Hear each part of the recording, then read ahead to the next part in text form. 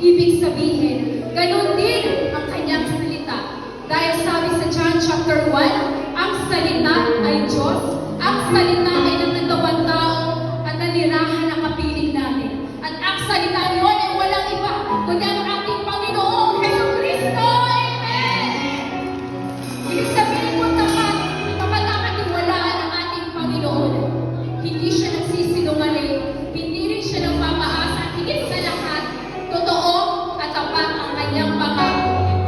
Sa pagpunta natin dito mga kapatid sa tahanan ng ating Panginoon, hindi natin pinipilit ang Diyos na sagutin ang ating mga panalangin dahil sabi sa kanyang word sa John chapter 16 verse 23, kung ano man ang hiling mo sa Ama sa pangalan ko, ibibigay niya sa inyo. Amen!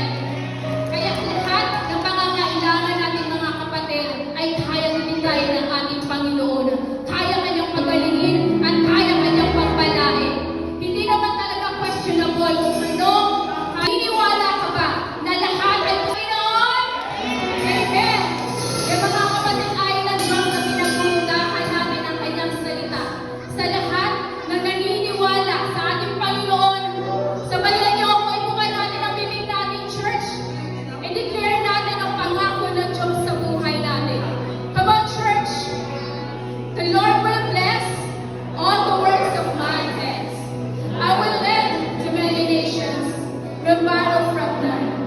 The Lord will make me the head and not the tail, always at the top, never at the bottom. No weapon formed against me will succeed. I will silence every voice raised to accuse me. This day I will enjoy. My vindication will come from the Lord.